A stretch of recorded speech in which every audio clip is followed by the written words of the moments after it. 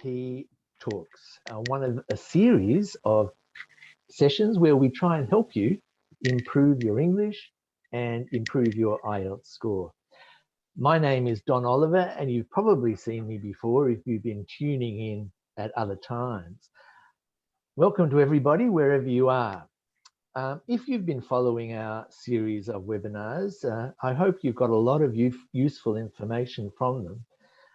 But today we're going to do something a little bit different, and that is we're talking to someone who teaches IELTS preparation and someone who has a unique insight into learning English as a second language, and also someone who has the experience of moving to a new country. We're going to talk to Rochelle van der Merwe, and she originally came from South Africa, and her first language is not English. Her first language is Afrikaans. This is the language she mainly speaks at home, but as an expert in English, she has been working with IDP and other people as a language specialist working in preparing students for the IELTS test. She is a specialist language coach. Now, Rochelle is a very lively and energetic teacher, so I'm sure you'll find what she has to say very inspiring. Not only will you be inspired and learn something about English, you'll also learn something about her experience in adapting to a new country.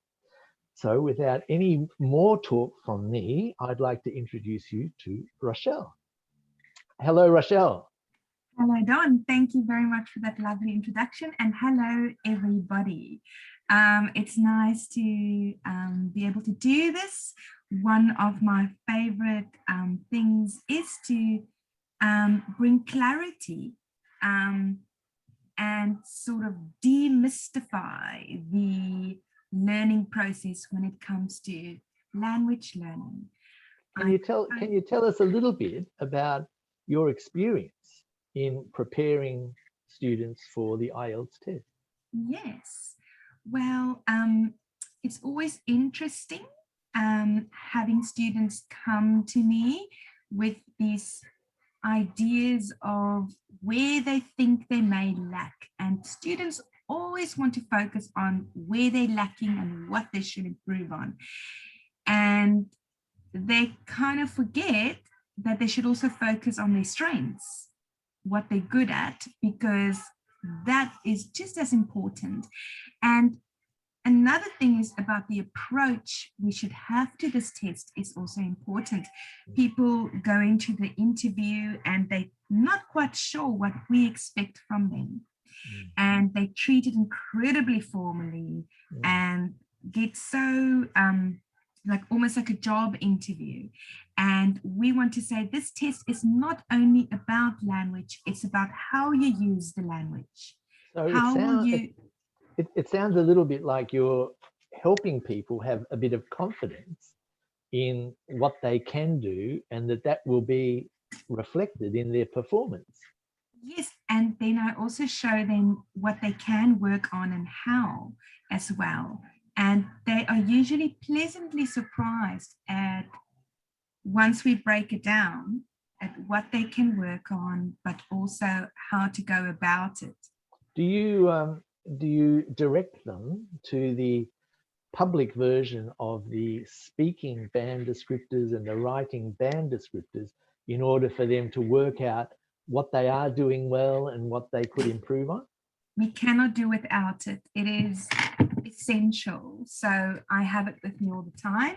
It's so crumbly by now, but I make sure that everybody I speak to, the person I am working with, has this copy either digitally in front of them, because we do this over Zoom, or just in their hands. And once they have an idea of how this works, it makes complete sense in a way. I would usually tell them what makes or breaks an 8 or 7 and this and this. What are some of the questions that your students ask you about the assessment?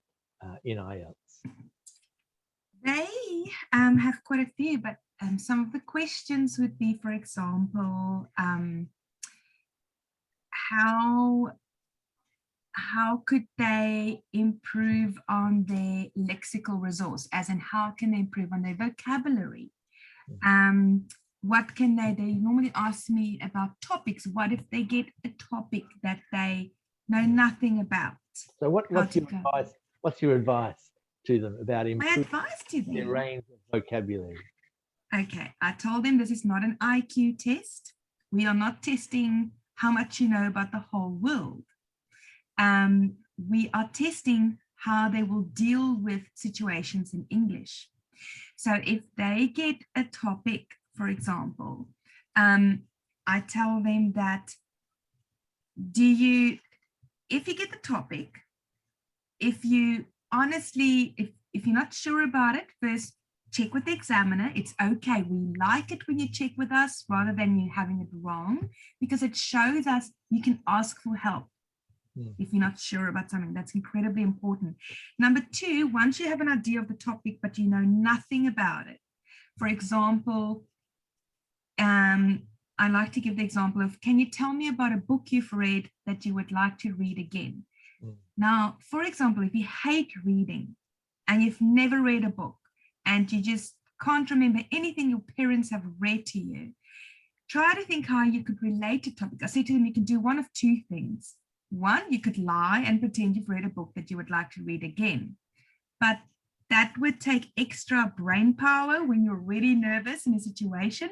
And later when we ask you about it, you may forgot about your lie and then it won't be coherent. You won't make sense and that could count against you. I usually advise, rather don't lie and see how honest you can be. And you could, for example, take the topic.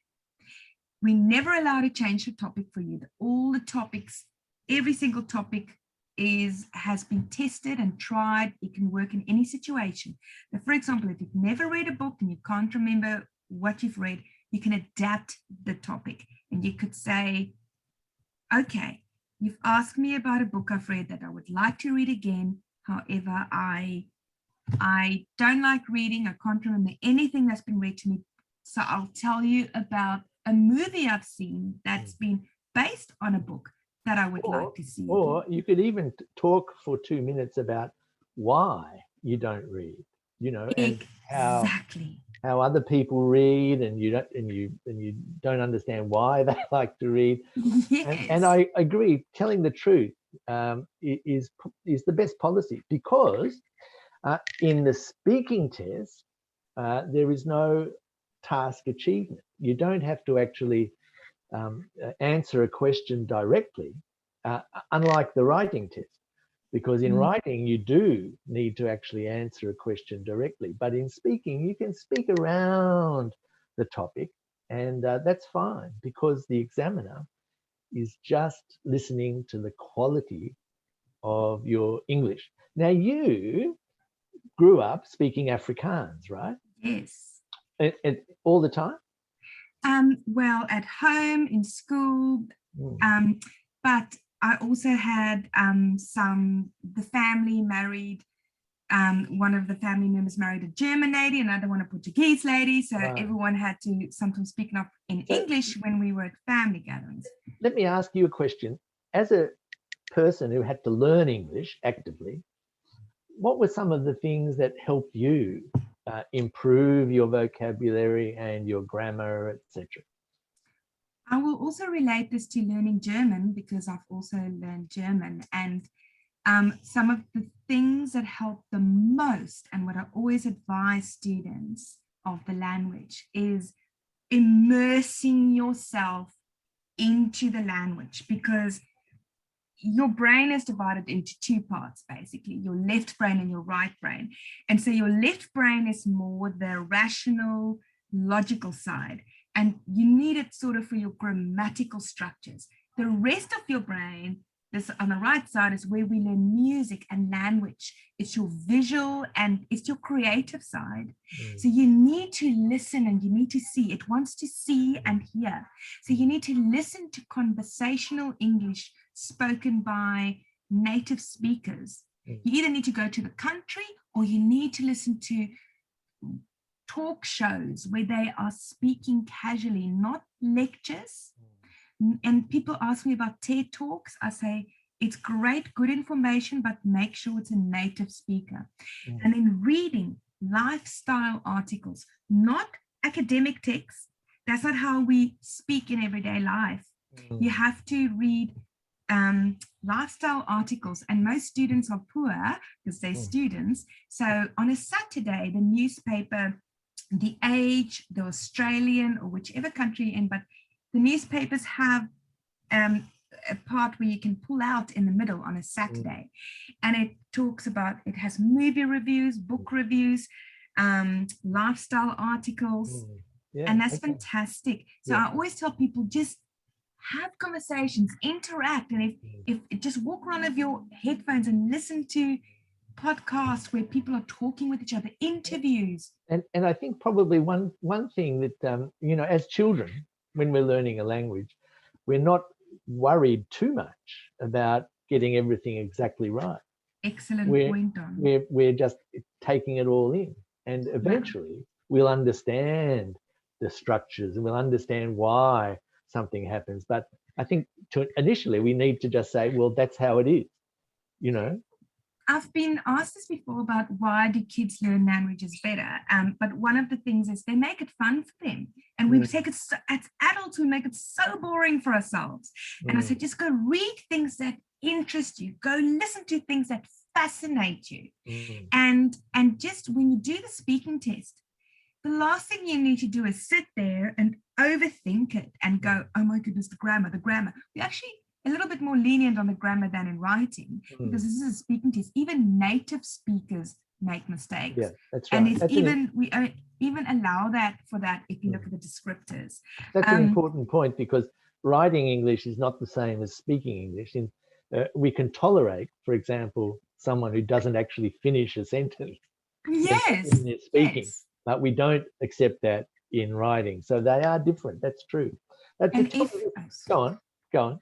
It's just, if you overthink it, then if you look at the band descriptors in fluency and coherence, fluency is like a car, like you're a car on the highway. Now, if you're cruising at a good speed on the highway with your speech, that's great. But if you go too slow, all the other cars are going to be held up. If you go too fast, you'll make lots of mistakes and crash, and people can't keep up.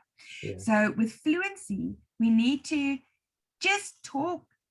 We must just stay, you know, we must use a conversational tone, because if we aren't fluent, if we just overthink everything else and we can't relax and just talk, then we will have it will affect our pronunciation, because pronunciation has a few features, and there are 3 features that affect that get directly influenced by the by your fluency, and that is rhythm.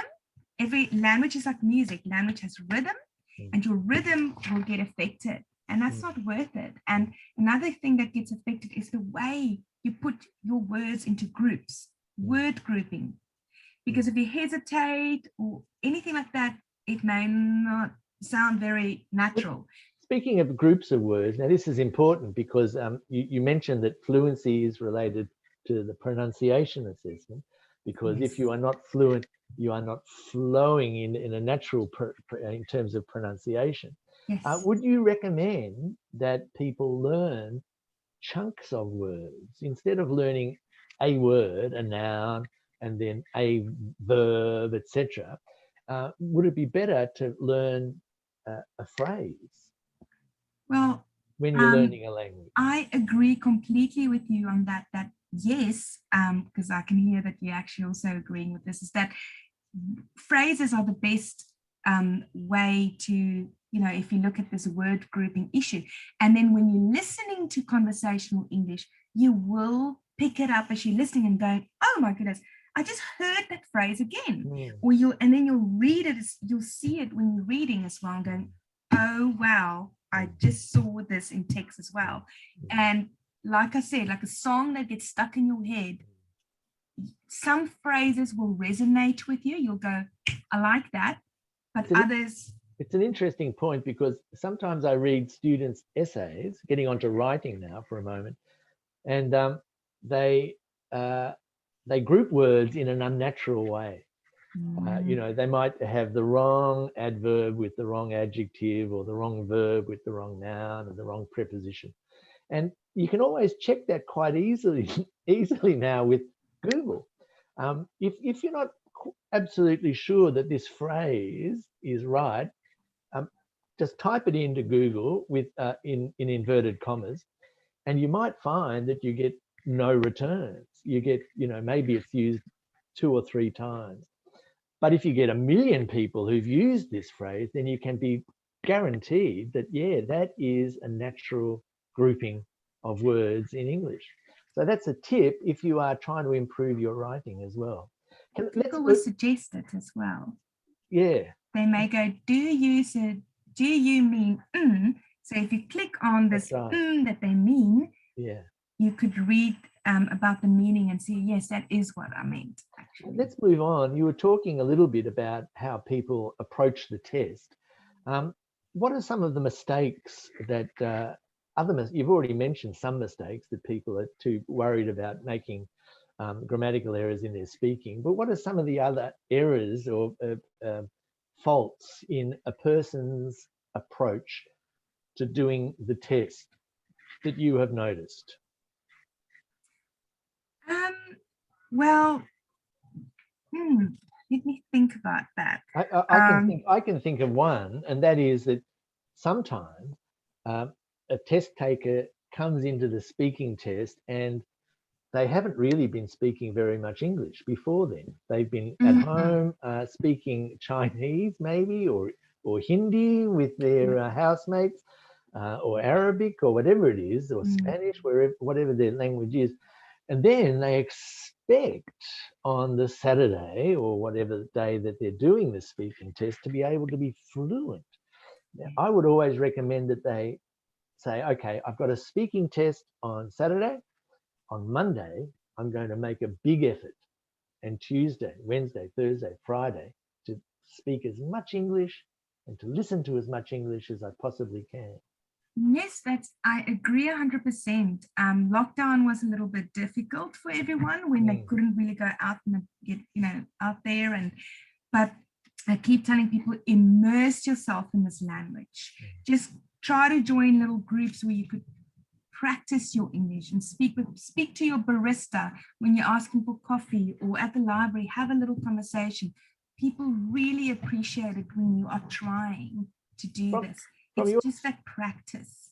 Your experience coming to a foreign country, now Australia is quite different to South Africa in many ways. Yes. Did you find that people responded to you if you were trying to make it? I know your English is perfect, but I mean, are people generally well disposed to talking to strangers in this country?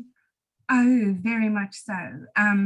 People are very open to it, and they actually quite proud that they want to share with you, but they also like it when you. I've found that in many countries. This also happened to me in Germany. My German was very broken, and I think this is probably how someone would feel when they start out learning English. Excuse me. So COVID. This is my tea. So when I went to Germany, for example, my German was quite broken. And the whole time when I was there, it was in the early 90s. A lot of people there could still not, they would all communicate in German. And I always felt like my German was terrible as compared to native speakers. It was so embarrassing. I felt so embarrassed because native speakers would just, sound fantastic. So I never felt like I was on top of it. But then when I went home after just 1 month of being there and having to watch big movies, big box office hits in German, I had to speak to everyone at the grocery store in German. Everyone was speaking German. And I got back and I got to my German class. And the German teacher asked me, how did it go? Tell us in German. I started telling my class and everyone's mouths just dropped. And I realized, oh my goodness, listen to me. I'm just going, Yeah. and you don't realize that. So if you are new to the country or you're trying to compare yourself to native speakers, don't do that. And native speakers are not judging you in that sense. When you go to your own country and you're in that class, or if you're in your own country and you go to that class where you are, and you speak in that language after you've been speaking in that language for a while, I promise you it makes a world of difference. A world of difference. Yeah, that's great advice. So is there anything that you would recommend to people who are having a problem adapting to a new culture as well as the new language? I mean, we've talked about that, touched on it in some ways, but is there anything else that you would recommend, for example, from your experience in Germany? Yes. So if you are finding it a bit different or alienating in a way, and I remember when I was here, for example, when I came here as well, I joined up with other people from my country just to hear how they're experiencing it. And I also, I just try to speak with people as much as I could from my own work and ask them for recommendations where I could go and have a meal or what's happening. Yes, and I was watching a lot of television, and funny enough, I learned a lot from, if something was simple and very nurturing, I liked that. So there's this little program for kids called ABC. There's a station, and this program is called Play School on ABC on the channel. And it was lovely just to kind of listen to the tone and see how people were interacting with each other. And it was done for children, but for me, I just felt, oh, so this is how things happen. I also went on a lot of forums and I read a lot about different people coming to the country and what they experience. And I would take the positive experiences and I would Is learning about the culture an important part of learning a language, do you think, or not? Can you learn the language and not really be interested in the culture, do you think? It's a difficult question. It takes away a richness, and thereof, how do I put this? It helps to know about the culture. For me, it definitely helped. I mean, for example, every time in the first year or so, every time somebody said to me, how are you? When I walked into a shop, I would answer, good, thank you, or whatever. And later on, I realized, hold on. Yes, you don't have to answer. And just little things. It really helped to understand certain things. And also, it helps to read some well-recommended books about the country. I read Bill Bryson's book on Down Under, and you learn things. You learn that over in Australia, for example, people don't like to sound too authoritative on something. You don't want to talk down onto people. There's not much of a class divide when it comes to the way you interact with people. And some countries are like that, though. So you have to learn those finer things too. You have to find out about that. We've been talking mostly about speaking, and there are clear connections between speaking and writing because we're producing English in both cases. Yes. But I would also say that someone who is good at speaking, especially pronunciation, is someone who is actually quite good at listening as well. That the better you can hear the rhythms and the pronunciations and those subtle things in a language, the better you'll speak. And I think that all of those skills do relate to each other. The more you read, the better your vocabulary will be for speaking and writing. I can hear my readers. I can hear it when someone's reading. Right. Someone's a reader. You can hear it by a mile. Right. In what way? How does that show itself to you? Vocabulary. Yeah. Don, you can always recognize my readers. You can hear just the way they put words together. There's just it, and it also reading also, especially when you read lifestyle type articles or whatever, it brings in a different perspective, and you can hear by the way people approach things, but just little things. It's just, you can just hear the way they put their words together. There's just something else that happens with the language. It's very sophisticated. It reminds me of another thing that I learned many years ago when I was studying to be a teacher, that there are different types of learners. Now, for me, I think I'm quite visual. It really helps me.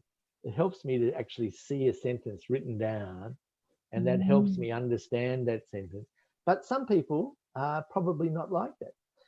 There will be people out there listening now who use their ears much more and are able to understand things more quickly if they hear them. And there will be other people, of course, who'll need to actually do something at the same time in order to learn things. So is it important for a learner to identify how they learn best, do you think? It is very important to identify how you learn best, but it's still important to combine, because it's all on that side of the same side of the brain, where you combine your visual with your listening, your seeing with your listening, because it all works in the same way. It is just confirming something that you've just heard. If I hear a word, I need to see how it's spelt to remember it, but I also need to hear it. So it's important to understand how you learn. Definitely it does help. A lot of the people that are listening now will be saying, yeah, I do all of that stuff, but I can't get beyond 6.5. 6.5, what is it that can take me to a 7 or maybe a 7.5 for my speaking and for my writing? Are there any special tips that you would like to share with us about that? And if you can't, I can. Well, I'd love to hear what you have to say, Don, and then I'll let you know if I agree. Well, a 6.5, if we go back to your assessment criteria that you were showing us before, you'll see that a 6.5 is a couple of assessment criteria are in fact 7, and a couple are still at the lower level at 6. So it should be fairly clear to you, or maybe to your teacher or to your friends. Ask those people, share your learning with other people. They should say, well, you are better at pronunciation, and your grammar is not so strong, etc. So it should be very clear to you what is stopping you from rising to that band 7. It's not really a mystery, really. So you have to then say, okay, it's grammar. That's the thing. And then you have to do something really important, I think. And I tell my children this, but they don't listen to me. Have a routine. I'm going to spend 30 minutes every morning on grammar, or something like that. Yes. And I think that is one way to approach that 0.5 that you need. What do you think about that? I completely agree with you, Don. I would be wary of asking friends some advice when it comes to IELTS speaking, when you're preparing for a test. I usually find when I'm mentoring people, when people book in for a coaching session, and once I've shown them how this works and I've analyzed and showed them where they are strong in and where they're weak in and what they need to work on, what they can do about it. It's like a lot that goes on. So a lot of people don't know this, but the way we grade is you've got these 4 sections. This is speaking and writing. And we have to give you a band out of 9 for each section. So this is, for example, speaking. So if you get a 7,777, your average should be 7. If you get a 7,778, you'll still be a 7. If you get a 7,788, you'll be a 7.5. If you get a 7,888, you would still be, according to IELTS math, not real math, a 7.5, unless you get a 9,887. Then the better score could, your strong part, it could balance out the one you're lacking in. That's why I always said, remember what you're strong in as well, and then work on the one you're not so great at.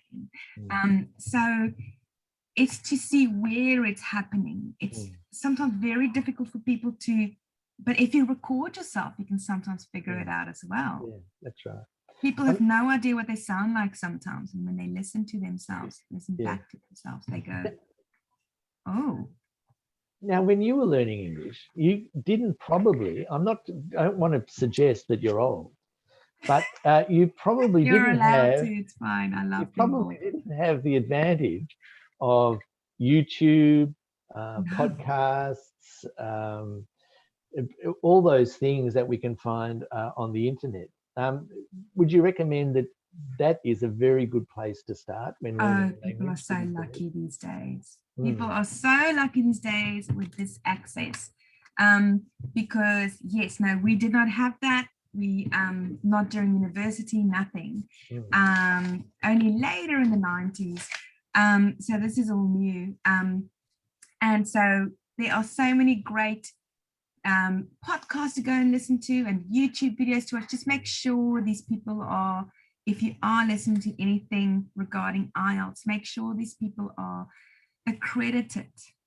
Make sure that you don't just get somebody that is not sure what they're talking about. That's true. And also, but it also applies to what some people think is standard English is in fact not standard English. And I know that there are English language newspapers in some countries. I'm thinking about India really here. And I know that English is an official language in India, and that many more Indians speak English than speak English in Australia. It's true, but IELTS is looking for standard English, and I've talked to quite a few Indian test takers and from other countries as well, and they assume that the English that they have come across in their own country is standard, and it isn't. So I think it's important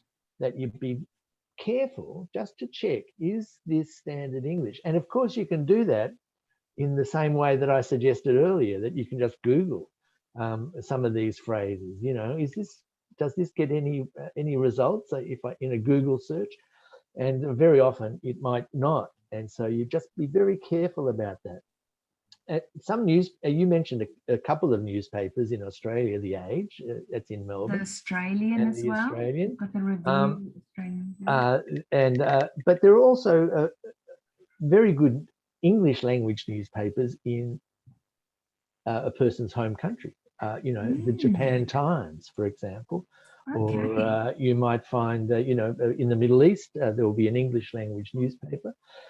In many countries, just the Jakarta Post, I used to read when I was in Indonesia. Perfectly good English. That's a good place probably to start, because you're finding out information which is relevant to you, well expressed in English. Yes, no, I completely agree. All right, Rochelle, we're probably just about finished, unless you want to talk about anything else that you'd like to add as a very experienced teacher of English, or we could throw it open to a Q&A session, because I I know think that there are so. quite a few questions coming up. Shall Yes, we do I'm that? very interested in knowing what everyone would like to hear as well. I think All that's right. incredibly important. Okay. So my very dear friend Annie Sun will have a few questions for me, and I am hoping to find them here. I'm going to the Q&A section, Annie. Just tell me if I'm doing this right. Um, and I'm You didn't looking have at... the internet as well, Don, when you were growing up? I was born before TV, Rochelle. I was born when the TV came out. So actually, that means I'm very intelligent. For the first 2 years of my life, there was no TV. There's a question from Jane here, and the question is there a technique to get a high score in the writing test? Now, this is a very interesting question, and I'll start, and you can add something if you want to. There is no mystery. There is no secret recipe for getting a high score. We go back to the assessment criteria that we were talking about earlier, and you'll see that there are 4 assessment criteria basically for writing, and each one of those is 25% of the mark. And of course, there are 2 tasks. So really, you have 8 assessment criteria. You've got to look at each of those and fulfill what they are asking you to do. So very briefly, I won't spend too much time. Task achievement means you answer the question fully. But importantly, it means you understand the question to begin with. So if you're doing an academic task 1, you need to understand the graph. If you're doing a general training task 1, you need to understand the context. You need to understand the purpose of your letter. And in task 2, you need to understand how many parts there are to the question. That's the first criterion. Second criterion, coherence and cohesion. Make sure that you use paragraphing correctly. Make sure you use linking words appropriately, like and, but, so as well, of course. The third one, lexical resource, and Rochelle and I were talking about that. Learn phrases, learn groups of words, natural words, and spell them correctly, because that's very important in writing. And finally, your grammar. And it's not just accuracy. It's not just having the right tense or the right preposition or the right pronoun, but it's also having a range of grammar. So that means you can make a long sentence as well as short sentences. So practice writing a few long sentences as well. And then, my friend Jane, you will get a high score in the writing test, okay? There's another question from Maria Amelia Lopez Marquez. Any relation to Garcia Marquez? Maybe. Which themes do you advise that we prepare? Now, Rochelle, in the speaking, would you advise somebody to prepare particular themes? No, I would not, because if somebody's over prepared with some sort of theme and they're trying to adapt it, you're trying to steer everything towards what you were preparing for, then we may not think you're able to be spontaneous.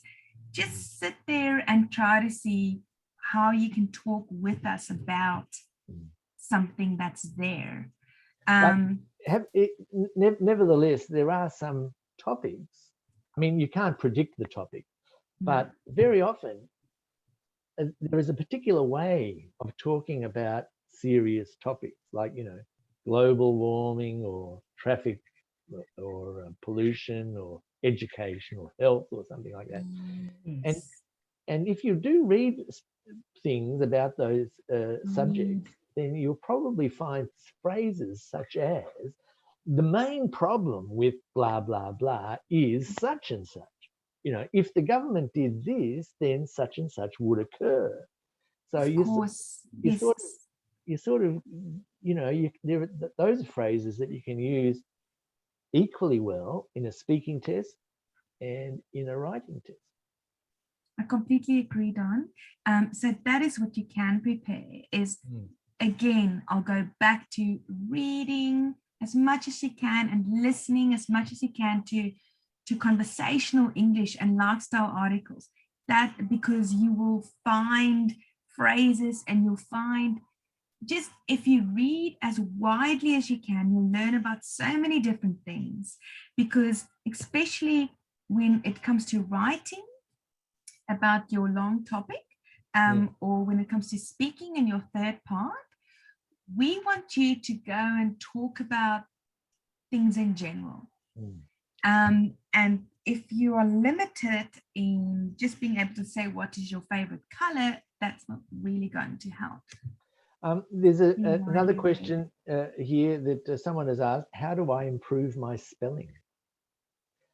Now that's a difficult one because most people who speak English as a first language don't really worry too much about spelling, and that is because the more you read, the more you realize when something is not spelt correctly. You don't actually actively learn reading. You can just recognize when it's wrong.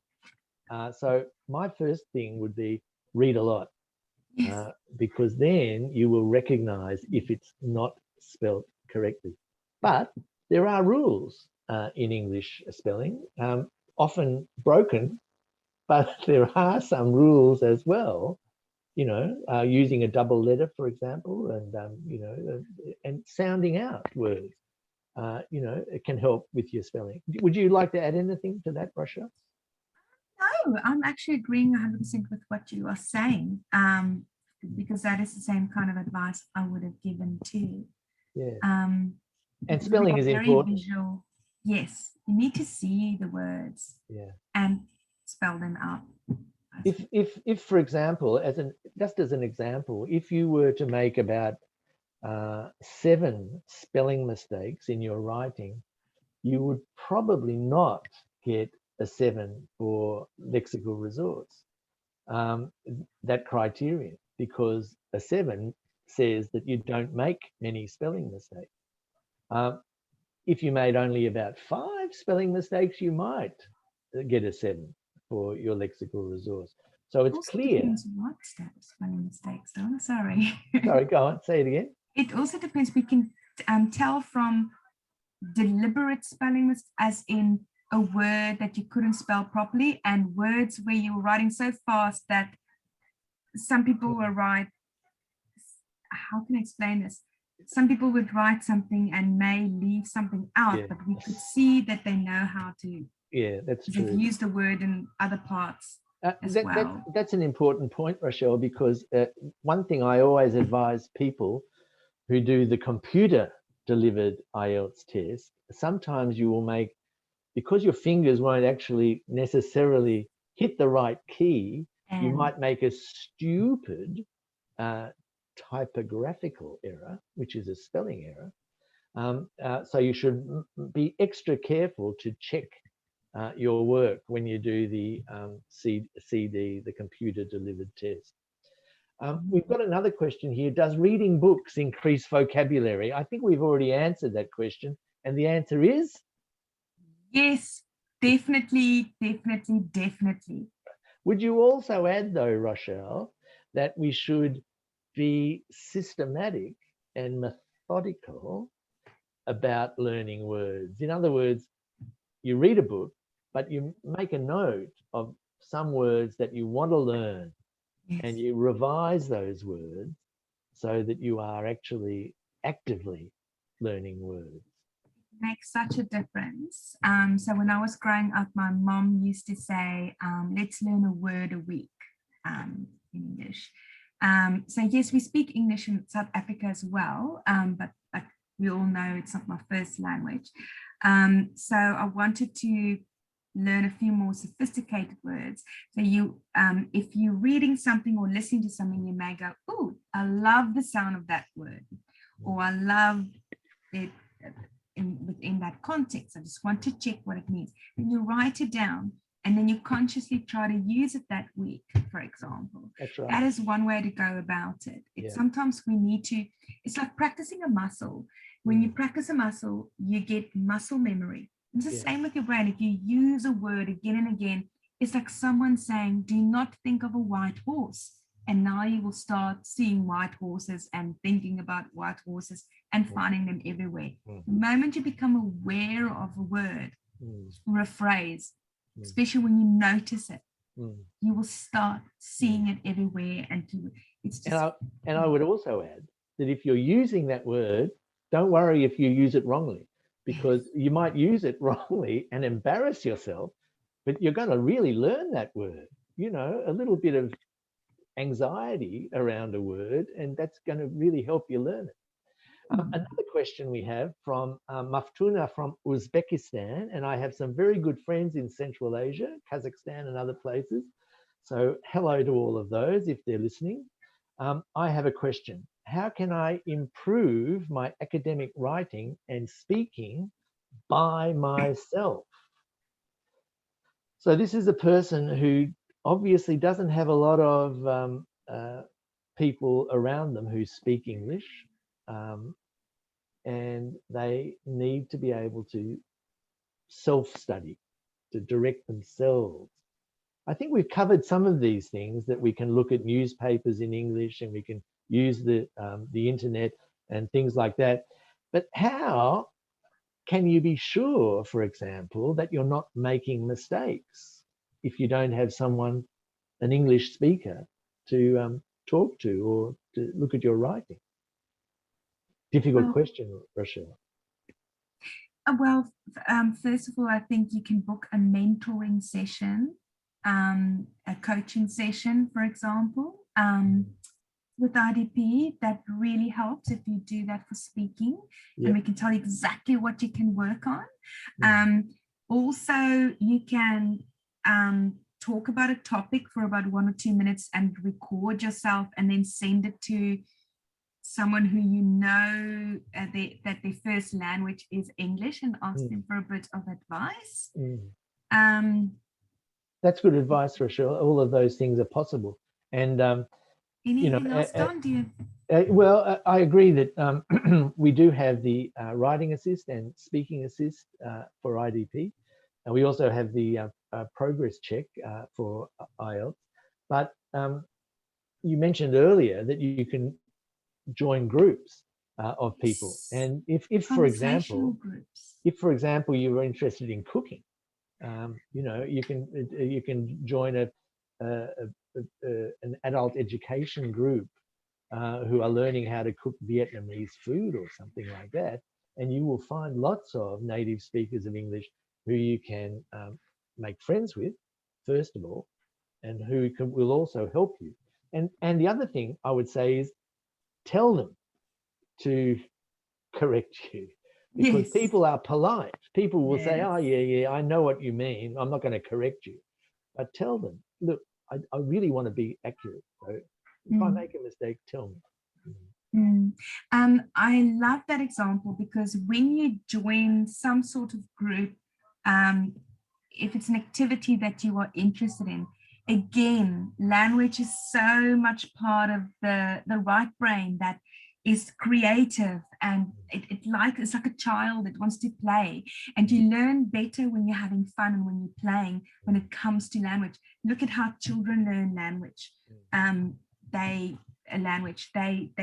do things together. They have to, in language classes, you get situations that you have to practice together to pretend you're in a situation. So for example, if you're in a cooking class with other English speaking people, you will almost become less embarrassed about your language and be more interested in learning cooking.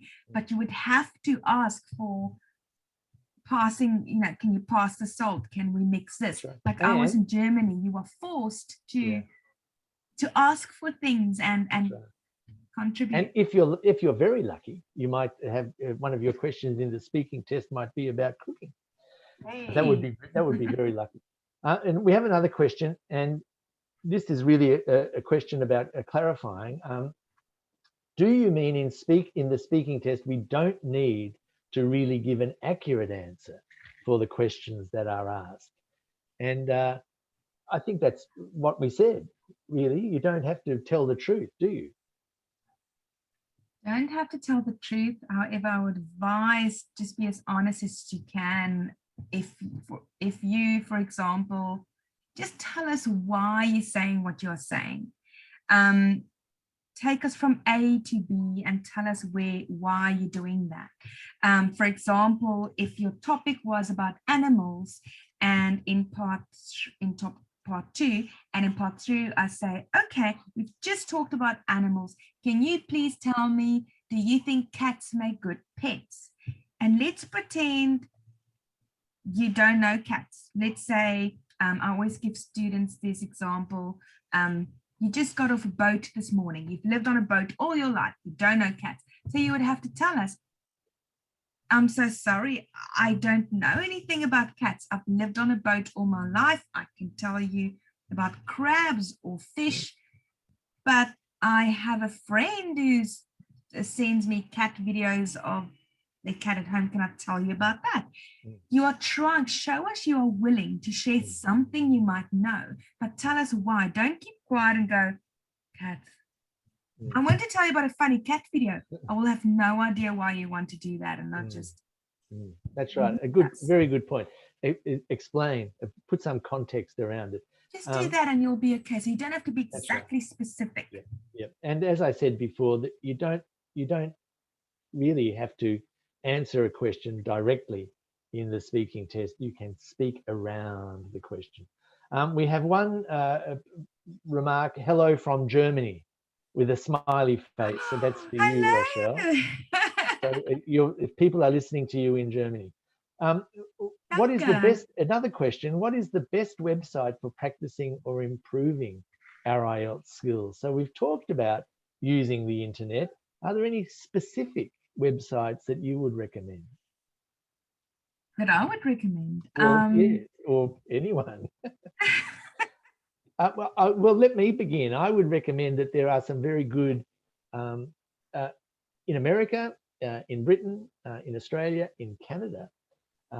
The public broadcasters produce very good material for English language learners.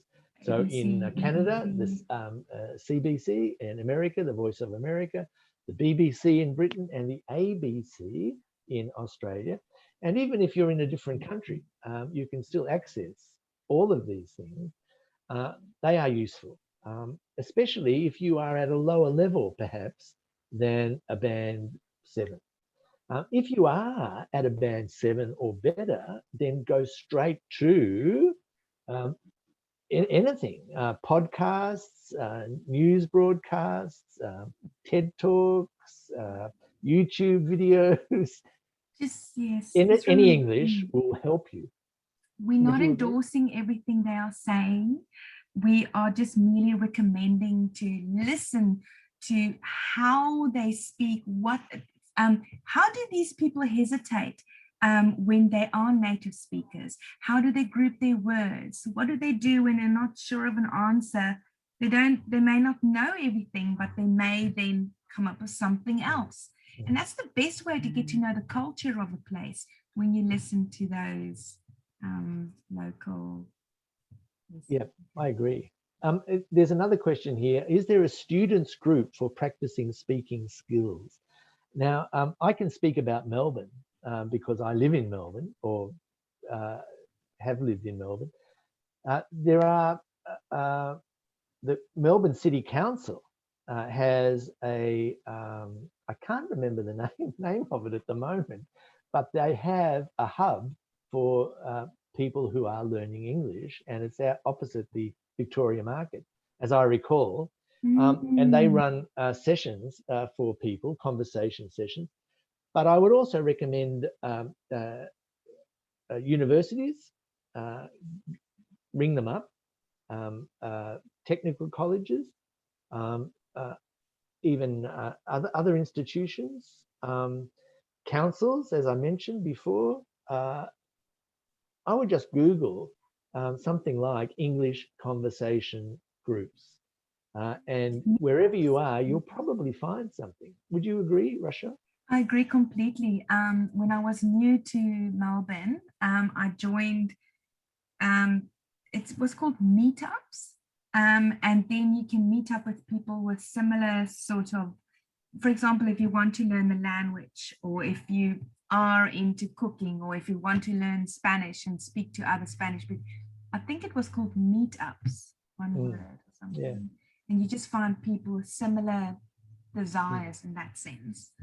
We have another question here about speaking. What are the things that we need to prepare for the speaking section? And this is an interesting question because we can prepare things for speaking. And I'll just say a couple of things and you can add to it if you like, Rochelle. But there are 3 separate sections to the speaking, and it's quite predictable in some ways. So in the first section, you can predict that you will be asked something like, what things do you like? And it might be clothes, food, hobbies, sports, etc. But the other big question in part 1 is why? Why? So practice answering. Why do I like football? Why do I like nasi goreng? You know, why do I like the color blue? Now that's something you can prepare. In the second part, where you have to speak for 2 minutes, you can prepare that as well. You can practice making notes for 1 minute. And this is a good skill to practice because that really helps you speak for 2 minutes. So do that. And the third thing is, it's very much like a writing task too. Have some ideas about big issues, education, the law, etc. Would you like to add anything to that, Rochelle? Well, I really liked what you were saying. And what we used to, how you can practice as well for the speaking for the part 2 is how we used to prepare. For example, when I was younger, when I did drama, we would be given anything. We would be given a pen or an apple, and then we had 1 minute to prepare something about what we'll say about it. It's almost like a game. And then you had to put the timer on and start telling people about this thing. And the more you would do it, the more you'd get used to it. And the more ideas you have, the better as well, because it just makes it more interesting and fun. You almost, I'm sorry to say this, you almost have to have fun doing this, because then you must pretend. That brings me to the next question. Now, I think this will be the last question because it's only 1 minute left. A quick question. Can we talk informally? I get anxious when thinking about being formal. So when in the speaking test, how formal do you have to be, Rochelle? Okay.